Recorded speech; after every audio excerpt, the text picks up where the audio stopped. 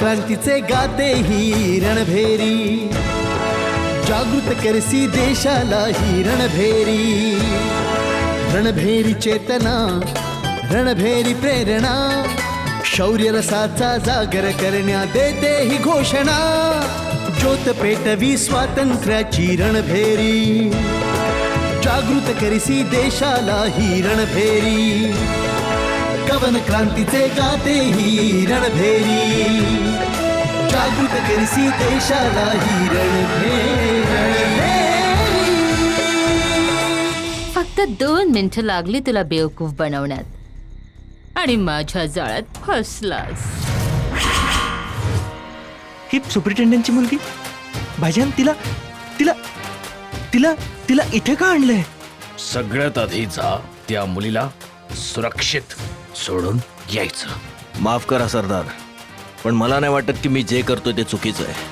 म्हणून हे तुमचं सांगणं मी नाही ऐकणार. गुरुजी, मी बघतो.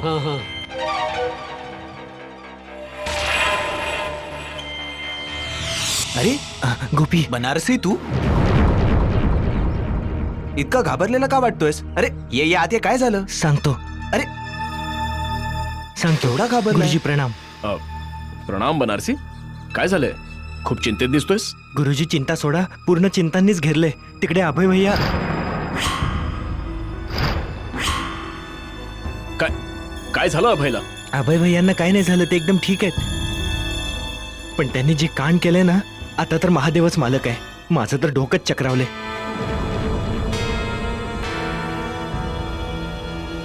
डोकं चक्रावले? पण केलंय काय अभयने? झालंय काय? अहो, असं केलंय काय विचारताय? ती तिकडे सुपरिटेंडंटची मुलगी आहे ना, मारिया. हो, मी ओळखतो तिला. अरे अभय भैया जबरदस्ती मारियाला आपल्या बरोबर उचलून घेऊन गेले.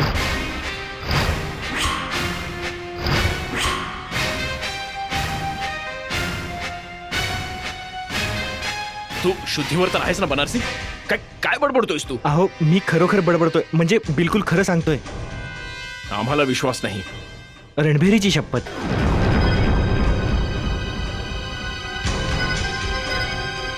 अभय असं करेल मी स्वप्नातही असा विचार नव्हतो करू शकत. हा, आम्हाला पण असं वाटते की अभय भैया बहुतेक विजया दिदीचा बदला घेण्याकरता त्या सुपरिटेंडंटच्या मुलीला उचलून घेऊन गेले. अभय क्रोधात पागल झालाय.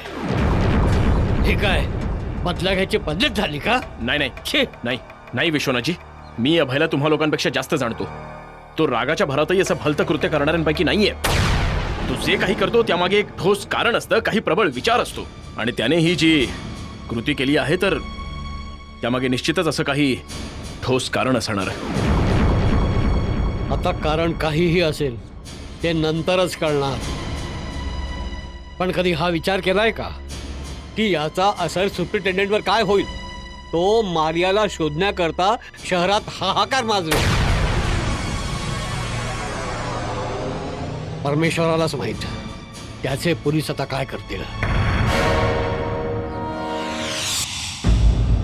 माझा उद्देश तुमच्या आज्ञेचं उल्लंघन. आम्ही केवळ एवढंच समजतो की आम्ही जर कोणाशी दुश्मनी केली तर ती मर्दासारखी करू, बायकांसारखी नव्हे.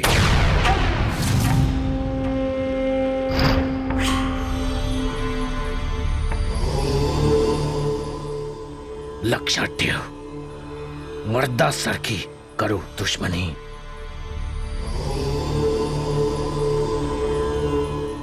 कोणा बाईचा सहारा घेऊन नव्हे, असं बायकांचा सहारा घेऊन नव्हे.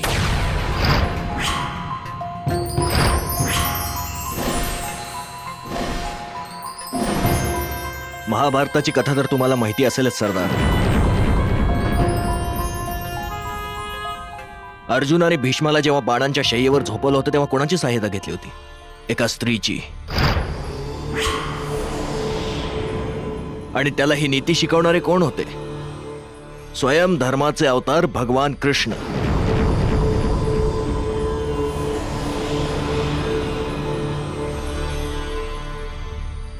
जेव्हा परमेश्वरच हे मानतात की धर्माच्या विजयाकरता कुठे अधर्माचा आसरा घेतला तर त्यात काही पाप नाही, काही चुकीचं नाही, तर मग श्रीकृष्णने पांडवांचा साथ का दिला होता माहिती आहे?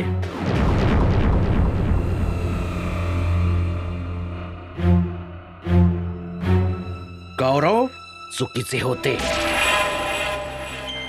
त्यांनी कोणाच्या तरी सुनेचा अपमान केला होता. भरल्या सभेत अपमान केला होता.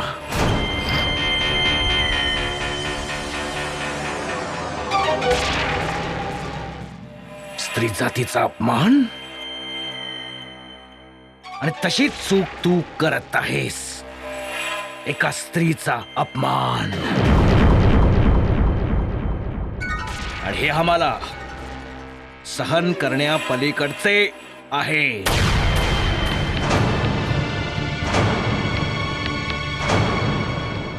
सहन करण्यापलीकडचे. मी कोणा स्त्रीचा अपमान करत नाहीये सरदार.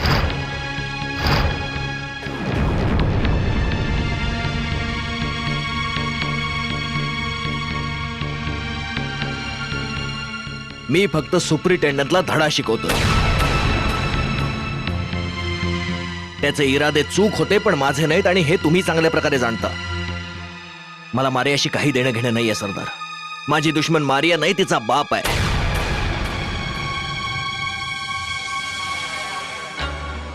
आणि तो फक्त माझाच नाही, प्रत्येक क्रांतिकारी, प्रत्येक हिंदुस्थानीचा दुश्मन आहे.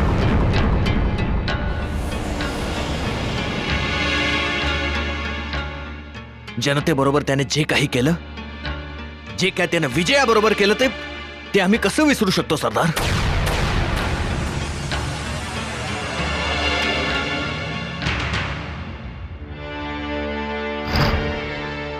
आणि त्याला त्याचा धडा शिकवण्याचा हाच एक मार्ग आहे.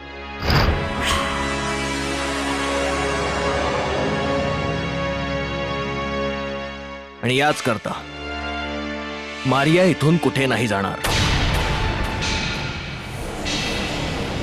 आणि हा माझा अंतिम फैसला आहे.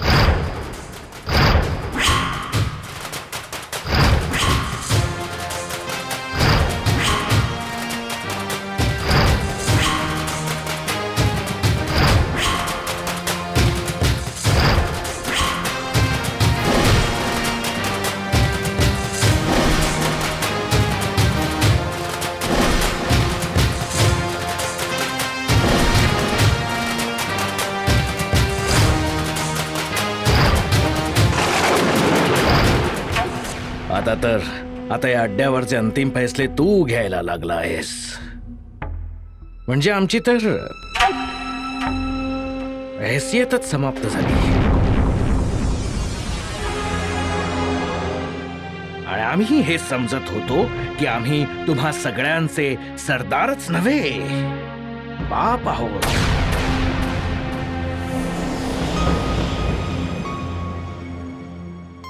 यार, तुम्ही आज आम्हाला आमची औकात दाखवली.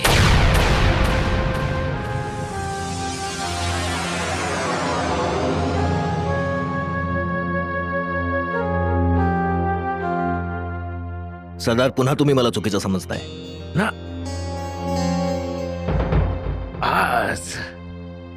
आज आम्ही तुला बिलकुल चांगले समजले आहोत.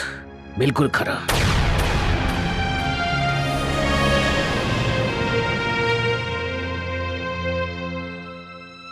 आणि आता तू पण समजून घे की तुझ्या समोर सज्जन सिंग उभा आहे.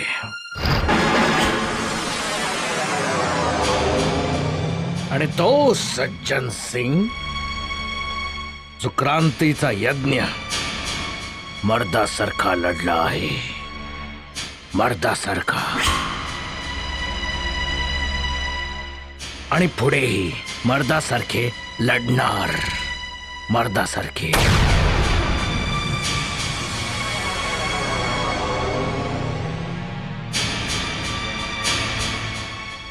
तुझा फैसला ऐकवलास ना तू?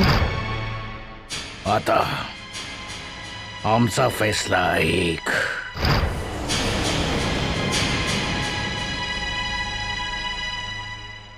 सरदार सज्जन सिंगचा फैसला. ही मुलगी याच क्षणी येथून जाईल.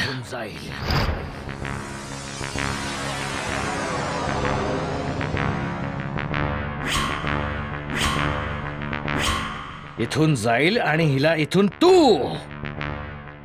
तू घेऊन जायचं आहे. कारण या अड्ड्यावर उचलेगिरी करता कोणतीच जागा नाही आहे.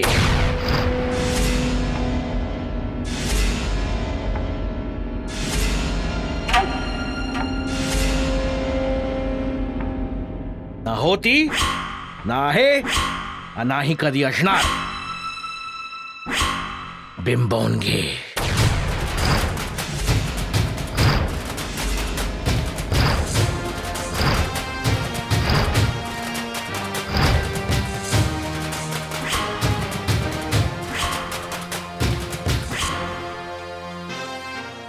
ठीक आहे सरदार,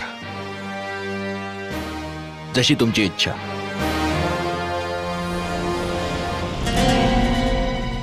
ही मुलगी इथून जाईल, पण सुप्रिटेंडंटच्या घरी नाही, माझ्या बरोबर जाईल.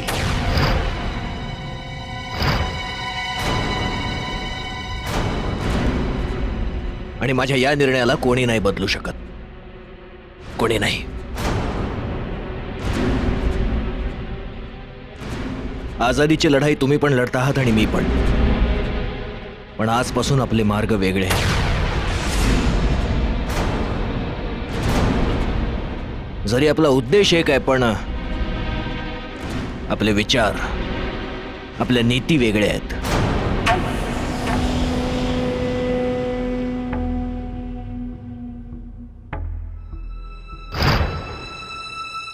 येतो मी.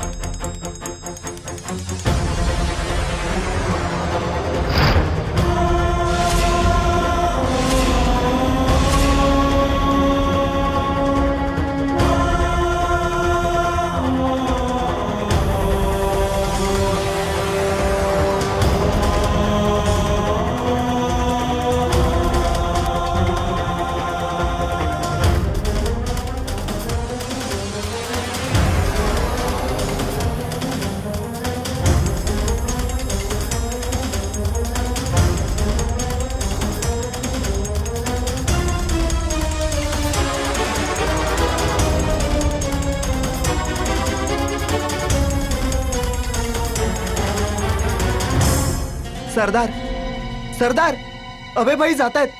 थांबवा त्यांना, रोका त्यांना सरदार. सरदार, सरदार, भाईजानला थांबवा. सरदार, त्यांना थांबवा.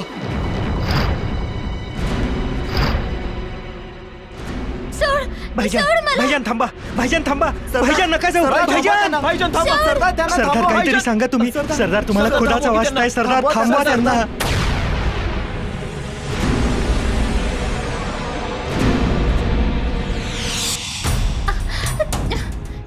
किती घाण आहे इथे.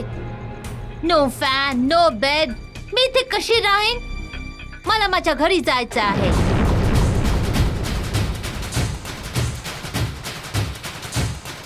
रणभेरी वळवागालीचा.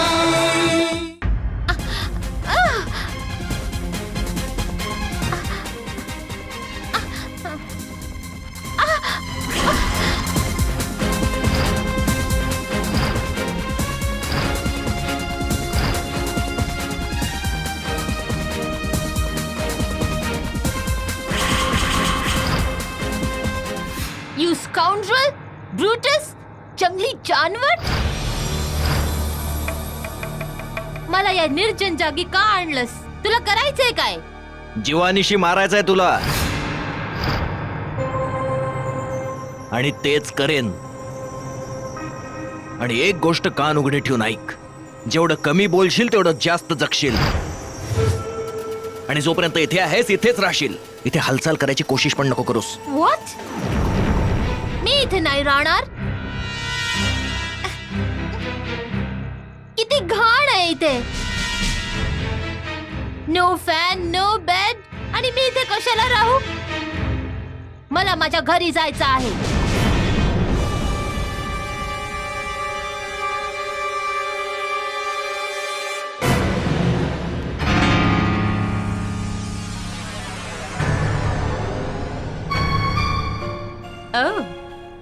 माझे डॅड तुझ्याबद्दल खरंच सांगत होते की तू निर्दयी आहे,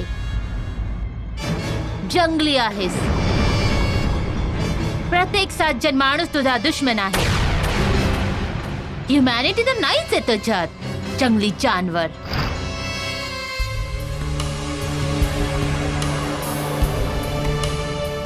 प्रत्येक इंग्रज तुझ्या नजरेत दुश्मन आहे ना, ज्यांना तुला मारून टाकायचं आहे. विसरलास की तुम्ही काय होतात आणि आम्ही ब्रिटिशर्सने तुम्हाला कुठून काय बनवलं? त्या उपकारांना आठवा अभय सिंग, जे आम्ही ब्रिटिशर्सनी तुमच्या कंट्रीत येऊन तुमच्यावर केले आहेत. तुम्ही लोक पुअर होता, इलिटरेट होता. आम्ही तुमच्यावर दया केली, मर्सी केली, उपकार केले. तुम्हाला रोड्स बनवून दिले, स्कूल्स काढले, हॉस्पिटल्स प्रोव्हाइड केले. आणि या उपकारांना तुम्ही इंडियन्स लोक विसरलात? एहसान फरामोश, डिस्गस्टिंग. उपकार, दया, मर्जी हे इतके चांगले चांगले शुद्ध शब्द कोणी शिकवले तुला? ऑफकोर्स माझ्या डॅडनी. आणि कोण सांगणार? कारण ते तुझ्यासारखे नाहीयेत. He is a gentleman. खरं बोलतेस, आणि मी ही गोष्ट खूप चांगल्या प्रकारे जाणतो. ठीक आहे, बरं आता मला सांग, तुझ्याकडे आता 20 रुपये आहेत? 20 रुपीज. व्हॉट? हे 20 रुपीज कुठून आले या टॉपिक मध्ये? त्याचं काय आहे की मला अचानक तुझ्यावर दया आली. तुझ्याकडून 20 रुपये घेईन, तुझ्याकरता 2 रुपयाचं खाणं घेऊन येईन. वाचलेले जे 18 रुपये आहेत ते माझ्यावर खर्च करेन. माझ्याकरता सामान आणेन, जोडे विकत घेईन, कपडे आणेन, खूप मजा करेन. पण हा, तुझ्याकरता काही चुकीचं नाही होऊ देणार. इतके उपकार करेन, तुला खायला नक्की देईन 2 रुपयाचं. Oh, how smart. माझ्याच पैशांनी माझ्यावर दया? ही दया नाही, चीटिंग आहे, क्लेवरनेस आहे, बेईमानी आहे, धोका आहे. चांगलंय, चांगलंय, हे सगळं तूच म्हणालीस. मला बोलायची गरज नाही पडली. कारण हे सगळं तुम्ही इंग्रज आम्हा हिंदुस्थान्यांवर मागील शेकडो वर्षांपासून करत आलाय. What rubbish. This is not rubbish, Miss Maria. I am telling you the fact what you people done for our country. Our country was not poor, not illiterate. For your information, we have a magnificent history. In fact, you people made us poor. आमचा देश सोन्याची चिडिया होता. गरीब नव्हतो आम्ही. तुम्ही लोक बाहेरून आलात आणि आमचे धन लुटून लुटून इंग्लंडला पाठवत राहिलात. हा चुकीचा आरोप हा आहे. बरोबर आरोप आहे. आणि सांगायचं तर व्हिक्टोरिया क्वीनच्या शिरपेचा जो हिरा आहे ना, तो आमचा आहे. आम्ही आजही त्याला कोहिनूर म्हणतो. आणि हे जर माहित नसेल तर जाऊन तुझ्या डॅडला विचार. आणि एक गोष्ट अजून, तुम्ही लोकांनी आमच्यावर बहादुरीने नाही, धोक्याने कब्जा केला. इथे फूट टाकली आणि राज्य केलं. पण डेव्हलपमेंट झाली ना या कंट्रीची. बिलकुल झाली. मागील 100 वर्षात आमच्या देशात खूप बदल घडले. रूढीवादिता आणि अंधविश्वास बराच कमी झाला. पूर्वी आम्ही छोट्या छोट्या तुकड्यांमध्ये वाटलो गेलो होतो, ते संपून राष्ट्रीयता आली. तर ही डेव्हलपमेंट, या विकासाचं काही महत्व नाही. महत्व आहे, पण हा बदल तुम्ही इंग्रजांनी केलेला नाही, तो काळानुरूप झालाय. काळ बदलला, परिस्थिती बदलली आणि संपूर्ण विश्वाच्या विचारांमध्ये बदल घडला. आज तुम्ही इंग्रजांऐवजी दुसऱ्या कोणी जातीने इथे राज्य केलं असतं ना, तरी तेवढाच विकास झाला असता जेवढा आज झालाय. फरक एवढाच आहे की त्या दुसऱ्या जातीने इथे येऊन आमच्यावर असा अत्याचार केला नसता जेवढा तुम्ही इंग्रजांनी आम्हा हिंदुस्थान्यांवर केला. बट हा तर लॉ अँड ऑर्डर आहे ना, ज्याला डिसिप्लिन म्हणतात.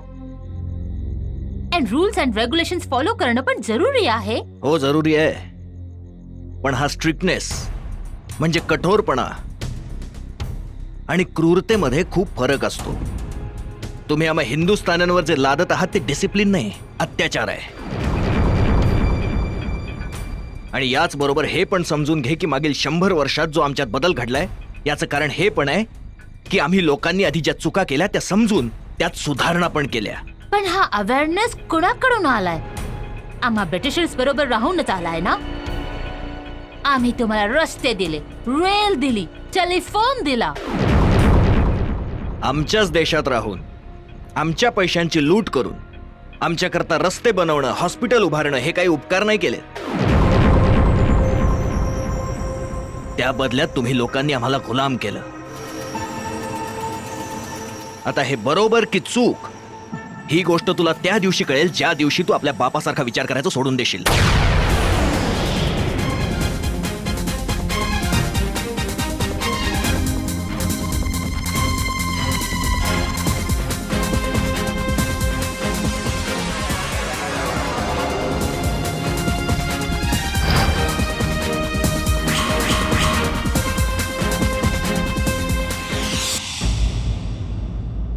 विश्वनाथजी, जे आज आमची मान शर्मेने झुकली. प्रथमच असं वाटतंय की जसं आमच्यात आणि इंग्रजांमध्ये काही फरकच नाहीये. आणि हे सगळं अभयच्या गैरजिम्मेदारपणाच्या हरकतींचा परिपाक आहे. मी पण या हरकतींमुळे आहत आहे. पण मला असं वाटतं जरूर कोणतं ना कोणतं कारण असेल ज्यामुळे. एकदा आम्हाला तरी विचारायला पाहिजे होतं की नाही? आम्ही तेव्हाच मना केलं असतं. एकतर चूक करायची आणि दुसरं आपली चूक मानायला तयारच नाहीये. सज्जन सिंगजी, शांत व्हा. आता जे घडलं ते झालं. आता शांत डोक्याने राग विसरून याबद्दल विचार विनिमय करायला पाहिजे.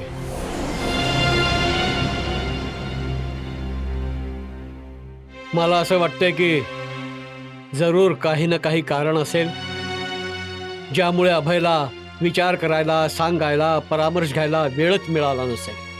हे काय एकाएक घडलं असावं? किती मुलगी अशी पळत आली आणि अभयला पकडलं? नाही नाही, असं नाहीये. अवश्य अशी कोणती घटना घडली असेल ज्यामुळे मजबूर होऊन त्या मुलीला ताब्यात घ्यावं लागलं असेल. आणि तेव्हा त्याने विचार केला असेल की या मुलीला आपल्या कब्जात ठेवून सुप्रिटेंडेंटला जेरी सांगता येईल. आणि तुम्ही विश्वास ठेवा, अभयचा इरादा केवळ सुप्रिटेंडेंटला धडा शिकवणं आहे. आणि तो मारिया बरोबर काही दुर्व्यवहार नाही करणार. तो ते करूच शकत नाही. मी त्याला लहानपणापासून ओळखतो. काय विश्वनाथजी, आम्हाला पण खूप अचंबा आहे की तुम्ही पण त्याचा पक्ष घेता आहेत. मी त्याचा पक्ष घेत नाही. उलट मी या गोष्टीला चांगल्या प्रकारे जाणतो की यावेळी तुमच्या हृदयाला किती यातना होत असतील. आणि हेही खरंय की क्रांतीच्या नावावर कोणाच्या सुनेला कोणाच्या मुलीला उचलून आणणं एकदम निषिद्ध आहे. आणि मी पण याच्या घोर विरोधात आहे. बस मी अभयच्या विचारांना तुमच्या समोर. विश्वनाथजी, अभयच्या विचारातला तो क्रांतीसारखे त्यासारखे विषय छूमंतर झालेले आहेत. आणि याचं कारण म्हणजे ही विजया. बस विजया. क्रांतीपेक्षा तर जास्त त्याला विजयाच्या प्रतिशोधची पर्वा आहे त्याला. आणि याच गोष्टीचा मला सर्वात जास्त क्रोध आहे. या बदल्याच्या आगीत तो आपल्या क्रांतीच्या मार्गावरून भडकटला आणि जाऊन काळोख्या विहिरीत पडला. मी त्याच्याशी बोलेन, दुःख नका करू. दुःख नाही आहे विश्वनाथजी.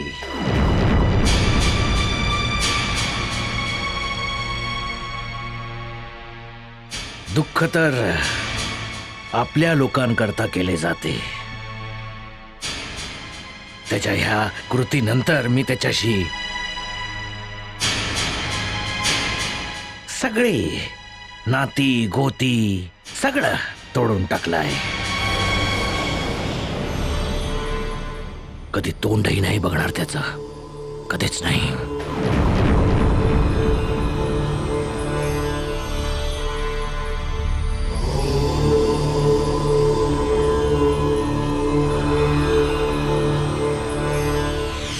तो अभय सिंग मारियाला काही नुकसान पोहोचवण्याआधी एकदा नाही शेकडो वेळा विचार करेल. शेकडो वेळा.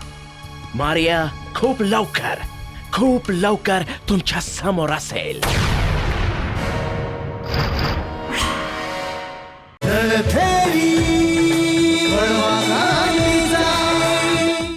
हा अभय सिंगचा बच्चा आमच्या मारिया बेटीला घेऊन कुठे निघून गेला? का नाही सापडत आहे तो? का नाही? पाताळात गडप झाला की आकाशात उडून गेला तो? जाऊन तिला शोधा. आमची बेटी त्याच्याकडे आहे, आमच्या काळजाचा तुकडा त्याच्याकडे आहे. आम्ही हे जाणतो सुपरिटेंडेंट.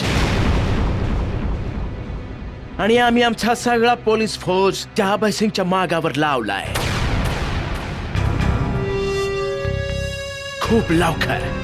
खूपच लवकर तो आमच्या शिखंच्यात असेल. आम्ही लवकर त्याच्यापर्यंत पोहोचू. जॉन, जोपर्यंत तू त्याच्यापर्यंत पोहोचशील तोपर्यंत तो माहित नाही कोणत्या यातना माझ्या मुलीला देईल. आम्हाला ही फिक्र आहे.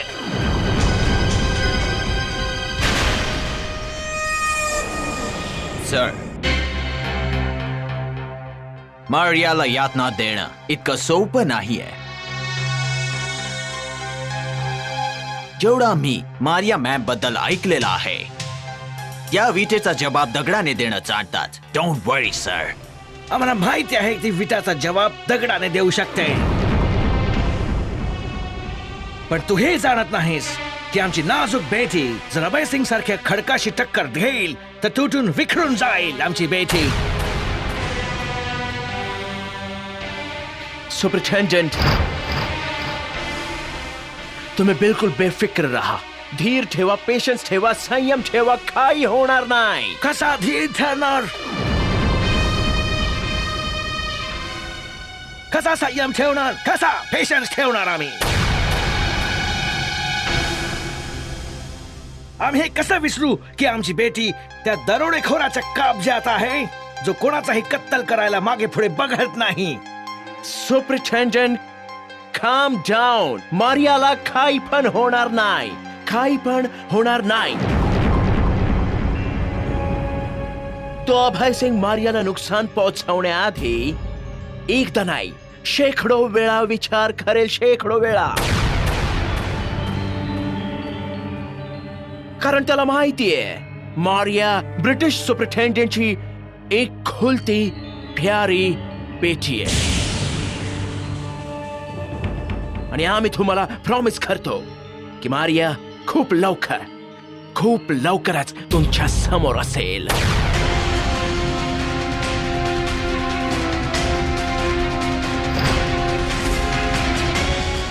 I hope so.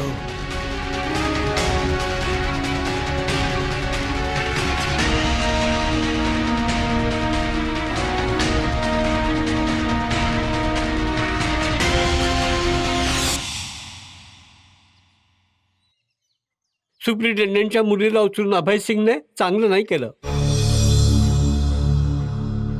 आता तो त्याच्या मुलीला मिळवण्याकरता किती भयंकर अत्याचार करत सुटलाय.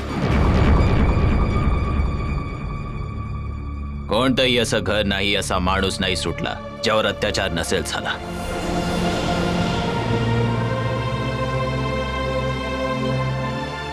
चाचा पोलीस,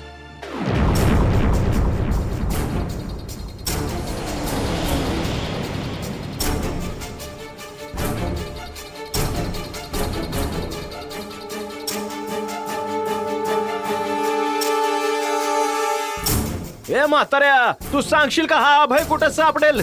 आता आम्हाला काय माहित बाबा, आम्हाला तर चालता फिरताना पण जमत नाही. आम्ही काय कोणाची खबर ठेवणार.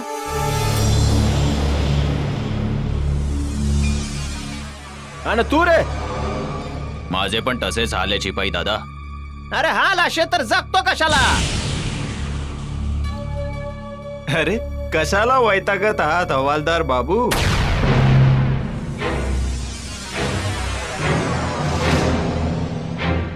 अभय सिंगचा पत्ता पाहिजे ना, आम्ही सांगतो तुम्हाला. तुम्हाला तर माहितीच आहे अभय आणि आम्ही किती जवळचे मित्र आहोत. हं? चला या, दाखवतो अभय सिंग कुठे आहेत ते. हं? हे बघ गोपी सिंग, सुप्रिटेंडेंट साहेबांची मुलगी गायब झालीये आणि तू आमच्या मध्ये नाही आलास तर चांगलं होईल. हा,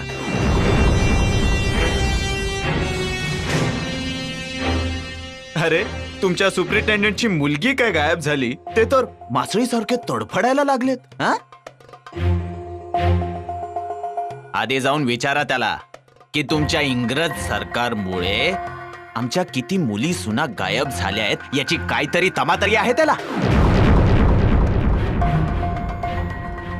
हे बघ गोपी सिंग, सुप्रिटेंडंट साहेब खूप भडकलेत आणि ते आपली मुलगी मिळवण्याकरता काही पण करू शकतील, काही पण.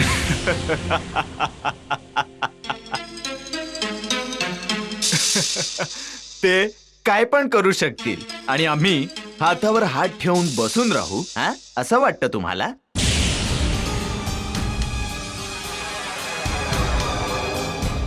मूर्ख शिरोमणी, त्यांच्या रागांवर दगड पडतील आणि आमच्या संयमावर काय फूल?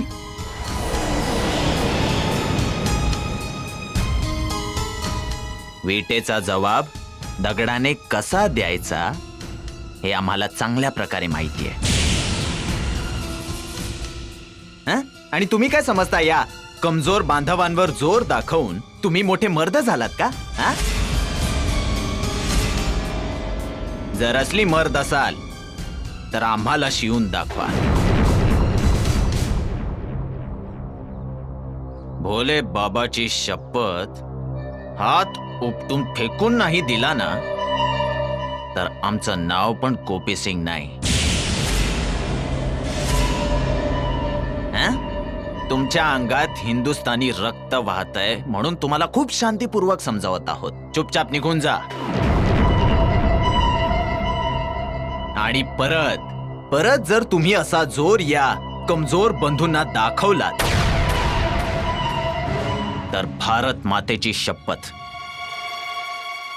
तुमचे इतके तुकडे करेन, इतके तुकडे करेन की तुमच्या घरच्यांना ते मोजता मोजता थकवा येईल पण तुकडे संपणार नाहीत. समजलात?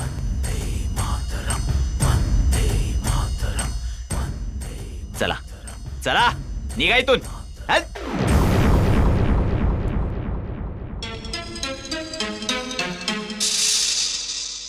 बंधूंनो, तुम्ही ठीक तर आहात ना?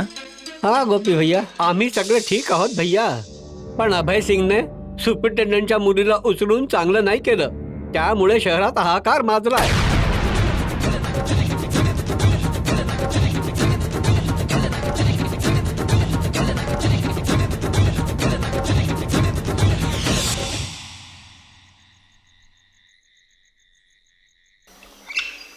किती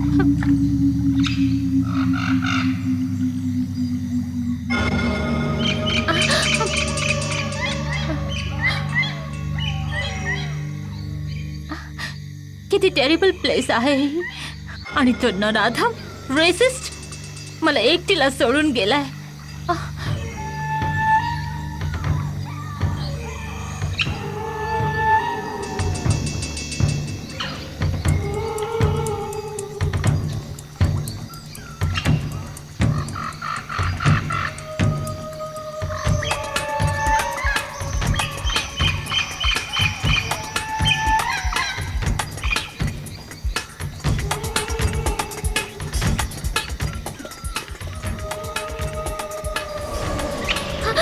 तू हो मी. कुठे निघून गेला होता? मी किती घाबरले होते. कमाल आहे, सुप्रिटेंडंटच्या मुलीला भीती. चला, हे तर होणारच होतं. जसा बाप तशी मुलगी. व्हॉट काही नाही. हे घे, व्हॉट इज दिस? आजचं जेवण आहे, तुझं डिनर. हे घाणेरडे फ्रुट्स. तू काय एक्सपेक्ट करत होतीस? तुझ्याकरता तुझ्या शेफने बनवलेलं जेवण घेऊन येऊ? मी नाही खाणार हे फालतू फ्रुट्स. तुझी मर्जी. खायचं असेल तर खा, नाहीतर उपाशी झोपून जा.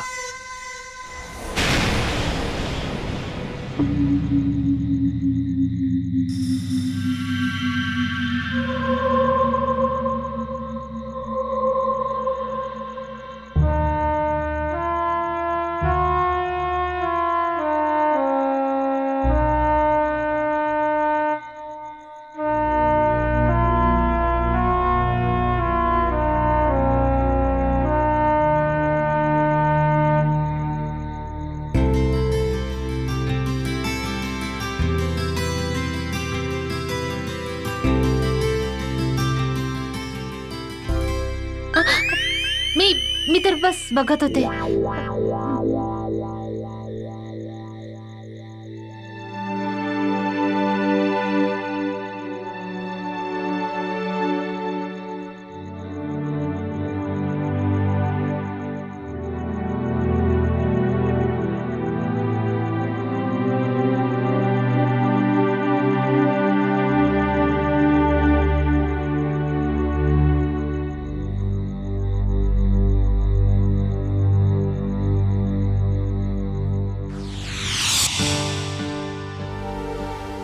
ही केळीची सालं काय तुझ्या डॅड करता वाचवून ठेवलीस?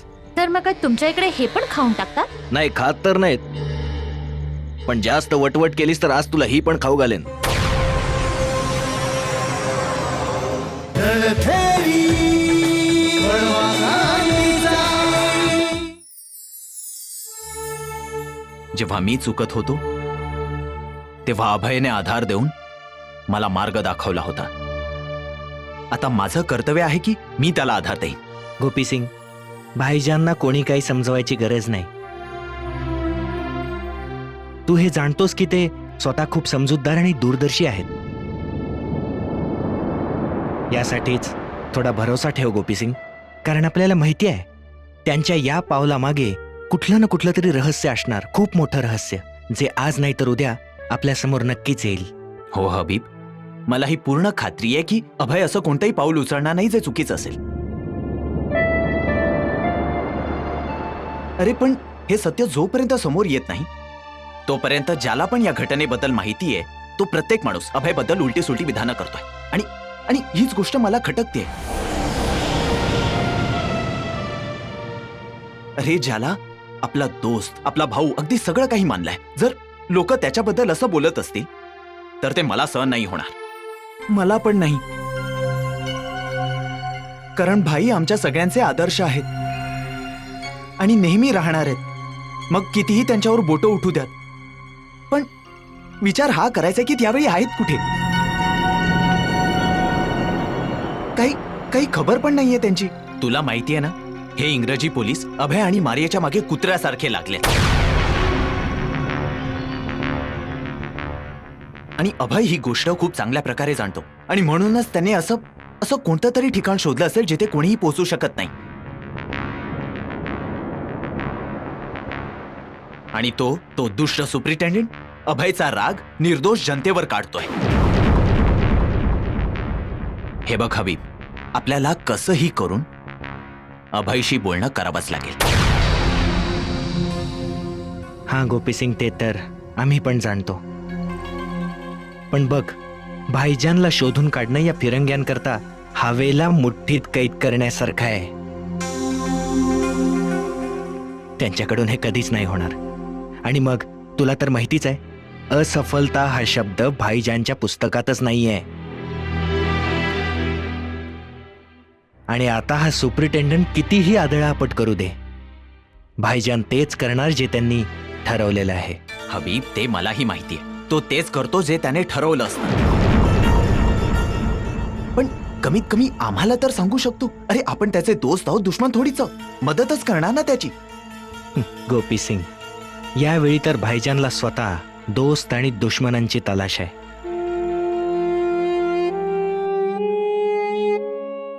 भाईजानला भले आपल्या दोस्तांची किती पण आठवण येऊ,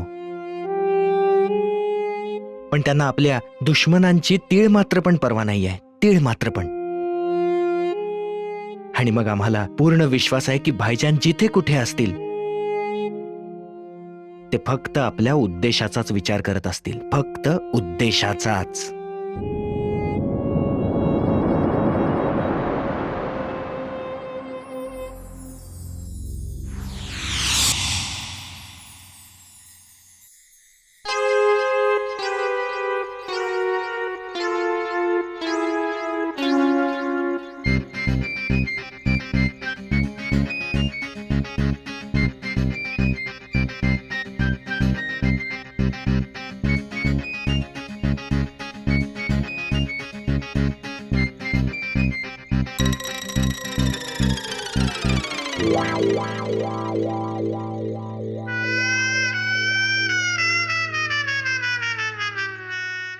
हे सगळं काय आहे? काय? ही केळीची सालं तू काय तुझ्या डॅड करता वाचवून ठेवलीस? म्हणजे तुमच्याकडे हे पण खातात? नाही, खात तर नाहीत, पण जर जास्त वटवट केलीस तर आज ही पण खाऊ घालेन.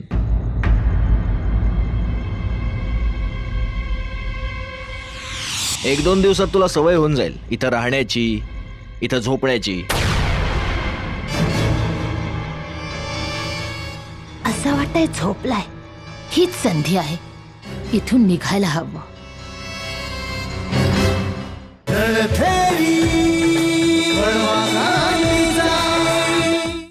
पण जर जास्त वटवट केलीस तर आज तुला ही पण खाऊ घालेन.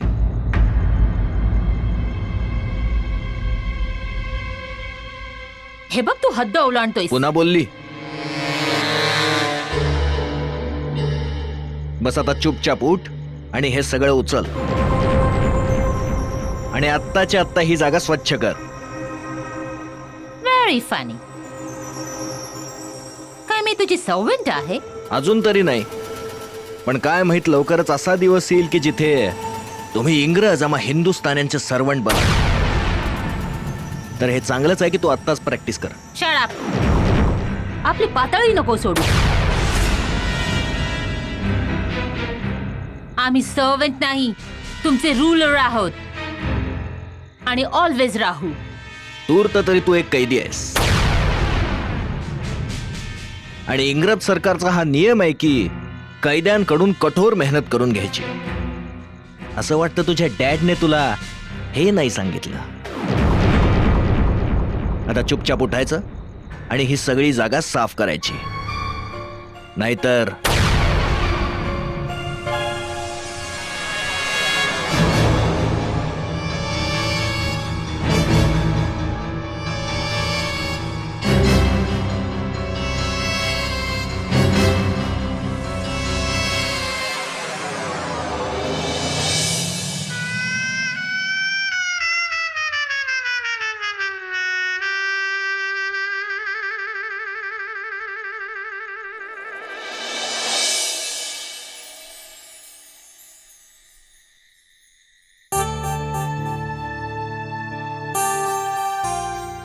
ओ वाव, हे तू माझ्याकरता लावलंय.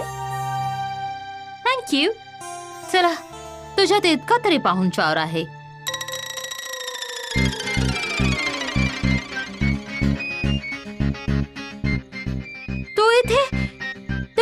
कुठे झोपणार? इथे नाही झोपू शकत आम्ही. आम्हाला झोप नाही येणार. चिंता नको करू, 1-2 दिवसांचीच गोष्ट आहे.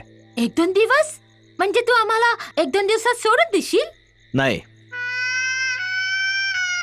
1-2 दिवसात तुला सवय होऊन जाईल इथं राहण्याची, इथं झोपण्याची. नंतर तुझी काही तक्रार नाही राहणार.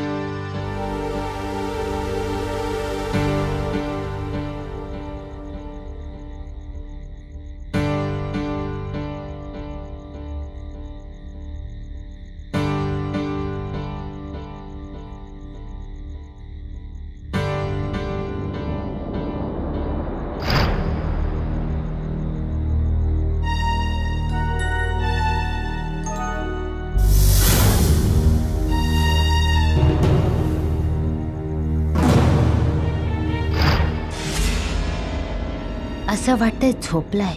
हीच संधी आहे. मला इथून जायला हवं.